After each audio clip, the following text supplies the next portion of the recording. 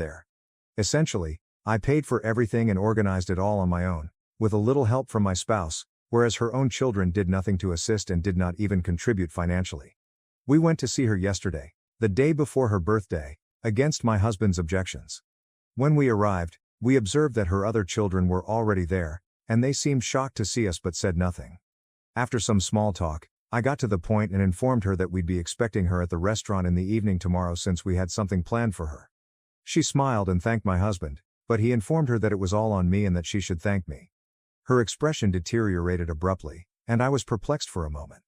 I informed her that I had invited all of her close friends and some of her family members, as well as selected all of her favorite foods, in an attempt to persuade her to notice my efforts. But a hateful expression appeared on her face, and she proceeded to say thanks in the most phony, sugar-coated tone before telling me that, while she appreciated my efforts, she was sorry she would not be able to come. I was astonished and asked her why.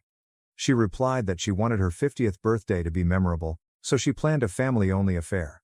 She stated that she considered her friends to be family, but she did not consider me to be family at all. So she would prefer it if I made myself unavailable the following day. My husband and I were stunned to the core, and I realized in that instant that he had been correct all along. I should never have put forth any effort because she was clearly never going to appreciate anything, ever. My husband's siblings, on the other hand, appeared to be about to bust out laughing any second, which irritated me even more. So I stood up and told her that she could go to hell, and that if she dared to show up tomorrow, I'd have security escort her away. That took the smug expressions off everyone's faces. My mother-in-law said I was frigid and cruel. I immediately laughed in her face, saying that was quite rich coming from her. After some back and forth in which she attempted to persuade me that I was incorrect, I informed her that she did not deserve anything pleasant and that my decision was definitive. She and her children appeared furious. She started crying just before I left, most likely as a last-ditch effort to make me feel horrible, but I didn't care. I was furious. I tried to cancel the reservation while driving home, but it was too late. My husband appeared to be uncomfortable with the situation, but he refused to say anything more than that I did the right thing. When we got home, he went outside for a smoke, which was great with me because he had never been particularly expressive with his family and preferred to keep out of these situations. Furthermore, I had ignored his advice, so it was good of him not to shove it in my face. Anyway, since I'd already paid for the venue and food, I decided to rescind all of the invitations. It was really last minute and annoyed a lot of the visitors, but they were largely my mother-in-law's friends, so I didn't mind. Instead, I invited some of my own pals to make it all worthwhile, as I was very angry by all that had happened. My husband also joined in, and I convinced him to bring a couple of his friends so we could party. We took rid of the decorations just in time before they arrived and had a great time. I posted all of the photos once I returned home today. My sister-in-law texted me, claiming I had spoiled her mother's birthday and that it was really selfish of me to utilize the venue for myself, especially given how much it meant to my mother-in-law. I don't feel very regretful for what I did, and I believe it was absolutely justified. I only hope I'm right. ATA for canceling my mother-in-law's scheduled birthday celebration after she informed me that I was not welcome. Update 1, I informed my husband of the message his sister had sent me and asked whether I should apologize to his family. He answered, absolutely not. In fact, he informed me that he'd had enough of their behavior and believed it would be best if we cut them off completely. This was a significant deal because his family relied heavily on him for money and other necessities, particularly my mother-in-law. My husband is relatively wealthy and owns his own business, so cutting him off would force her to rely on her other children. That was a problem because my husband's siblings were unemployed and changed jobs every few months. To be honest, they were all heavily reliant on him for money and other necessities, so this was a major decision. I tried to discourage him from doing so, but he was determined. I am sure there is something deeper going on here. To be honest, I've always seen that as we dated, his family grew increasingly distant from him. He had grown apart from his family by the time we married. It wasn't his fault, since I recall him telling me several times that he would bring his family over for supper while we were dating and even throughout the early days of our marriage. But they would always find an excuse to avoid it. I felt certain that I was also part of the reason.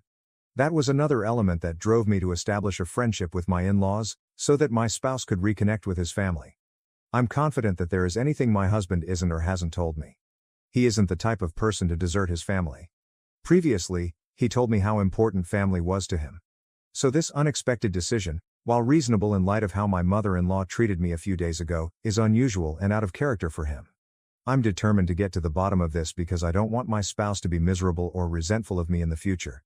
I'm just hoping he feels comfortable enough to tell me why he took such dramatic measures now. Update 2. After much pestering, my spouse finally spoke up about why he is splitting off his family after all these years.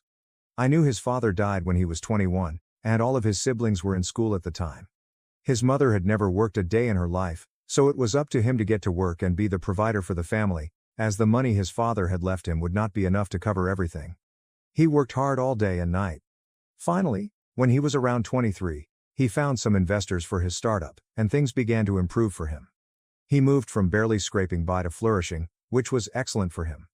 But it made his family extremely lazy and materialistic. They were increasingly reliant on him as he earned more money. But he didn't say anything or complain because he felt obligated to do so, as his father would have expected. They also mistreated his girlfriends, believing that having other people in his life would distract him and that his primary goal should be to care for his family.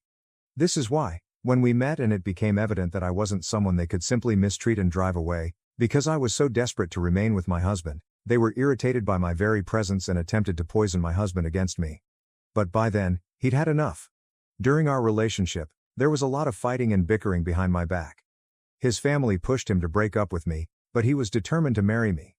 They eventually distanced themselves from him in an attempt to guilt-trip him, but they continued to approach him for money. This strategy likewise failed to separate us. Several years later, we're still going strong. After the whole birthday incident, my husband told me that when his sister contacted me to guilt-trip me, his mother called him to do the same to him.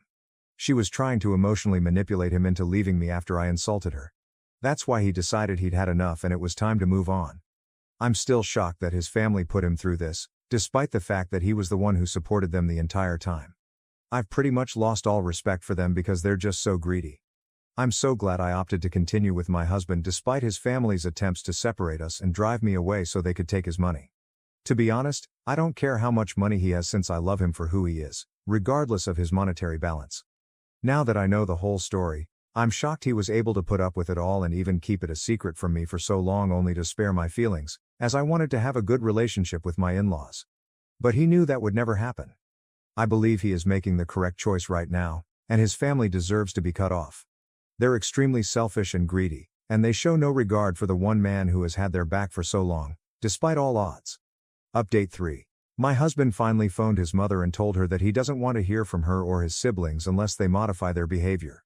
He also told them that they would have to find their own source of money because he would not be able to support them indefinitely. As I had predicted, this action was met with outrage on their end. I could hear my mother-in-law yelling at my husband even though his phone was not on loudspeaker. They got into a really vicious quarrel. Because I was in the same room with my spouse, I heard all he said. My mother-in-law clearly attempted to blame me for this. She said that I must have influenced his decision to cut them off somehow. She also accused me of wanting to split their family up. She advised my husband to avoid being manipulated by his wife. Again, the irony of her instructing my husband not to allow himself to be influenced amused me. Naturally, my husband defended me to the best of his ability. He also told her that his siblings should get excellent jobs because they are all adults now, and it's pathetic that they still have to rely on him to care for them. She began accusing my husband of becoming obsessed with the money and power that came with holding such a high-paying career. She said that I was probably urging him to split off his family, which is why he was treating his own blood so harshly. It was textbook manipulation and emotional blackmail to keep him under her control. But now that I knew what she and her other children had been up to, I wasn't going to let it happen again. When things got too hot and I could see my husband becoming agitated and teary-eyed from frustration, I decided to step in. I informed her that my husband's mind was made up. If she and her children don't get in line soon, they will lose my husband's support forever. Now the ball was in their court. They could either behave decently and respect me and my spouse in order to continue to be in our lives. Or they may be the blood-sucking, materialistic a-holes they were and be kicked out of my husband's life completely. Having said that, I hung up and silenced all notifications on my husband's phone so he didn't have to deal with them for a bit and could relax. It's been an hour since the call ended, and we've set aside our phones to watch a movie and distract ourselves for the time being. Update 4. Because pestering my husband and destroying his day wasn't enough, my mother-in-law chose to annoy me instead. After the movie, my spouse decided to finish some pending work, while I checked my phone. My mother-in-law missed several calls and sent me numerous texts stating filthy things. They were filled with curse words from my husband's siblings. I wasn't surprised, though, because this was exactly what I anticipated them to do. I just took screenshots for later and disregarded it. I spent the next 10 minutes responding to business emails and other correspondence. But then my mother-in-law called again, and I mistakenly accepted the call. She then continued to say the most offensive things about me and my upbringing. She described me as a manipulative and greedy gold digger who was out to destroy my husband. I didn't respond to any of her charges and just waited for her to finish it.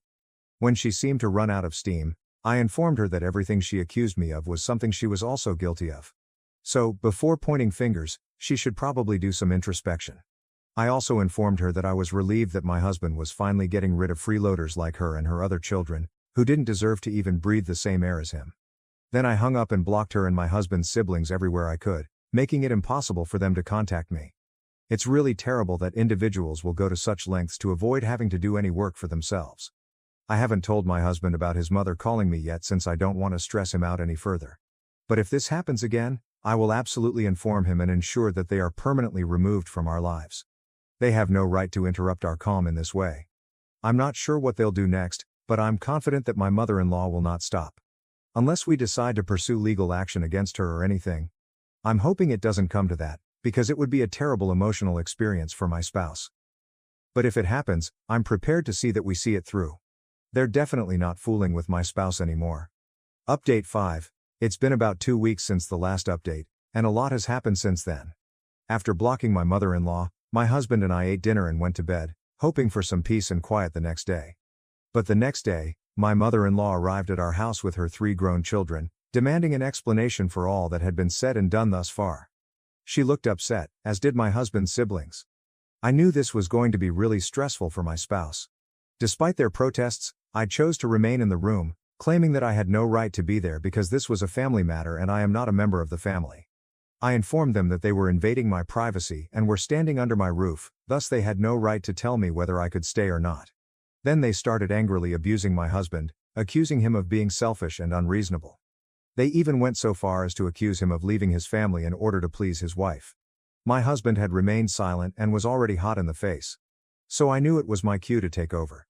My husband is a very sensitive man, especially when it comes to his family and loved ones, so I knew he would be unable to fight them and defend himself against their false charges and manipulation. That was how tender-hearted and caring he was. And, while they were only exploiting him for his money, he honestly and deeply loved his family. So I urged him to calm down and told his family to leave since they were upsetting me. More importantly, they were causing my husband to cry. My mother-in-law began arguing with me, stating that I didn't get to push her around, especially at her son's house, and that she could remain as long as she wanted. She didn't stop talking to my husband, even though he seemed unhappy about everything. It was awful to see how little she cared about her own son's sentiments. What mattered most to her was money. So she began telling him that she had not raised him in this manner and was dismayed that he was prioritizing his wife over his own family. His brother even stated that the only role he should be fulfilling was that of a son and brother because I was a gold digger and did not deserve to have a husband like him in the first place. That irritated me, and I lost my composure. At that moment, I snapped at him and told him what I thought of all of them. They were all lazy, good-for-nothing fools who relied exclusively on my husband's kindness and charity because they were unable to provide for themselves. They were basically the definition of gold diggers. Furthermore, not only were they continuously hovering around my husband for money, but they had the audacity to be so ungrateful and target him after everything he'd done for them. They were stunned into silence. I could tell they were struggling to fight back but had nothing to say. Taking advantage of this, I ordered them to go before I reported them to the cops for appearing up unexpectedly and refusing to leave. So they left. But my mother-in-law was still certain that she could persuade my husband to choose them over me. She said that if his father had been living today, he would be disappointed with how their eldest son treated them. I thought it was incredibly nasty and despicable to repeatedly use that card to emotionally manipulate my husband. By the time they drove away, I could tell my spouse was barely holding it together. As soon as they departed, he began sobbing uncontrollably, and I spent hours calming him down. I felt bad about the entire situation and regretted that I hadn't tried to offer my mother-in-law a birthday party in the first place. But then again, that's what opened the can of worms. And I am thankful that this occurred sooner rather than later. Anyway, after his family departed, I banned them everywhere, including his phone and social media, and made sure they couldn't contact us online. After he'd calmed down, I told him it was time to start looking into lawyers. I was confident that this would not be the last we heard from his mother and siblings. He agreed because, as much as he hated to admit it, He knew his family was willing to go to any length to acquire money from him. So we started looking for family lawyers simply to be safe. And we were absolutely right to do so. Within days of the fight, my mother-in-law sent us a legal notice. She asked that he pay them a large sum of money as reparation for taking heaps of money from them after his father's death to establish his business. It appalled me that she and her children were prepared to lie about something so important and disparage my spouse. He'd never accepted a single dollar from his father.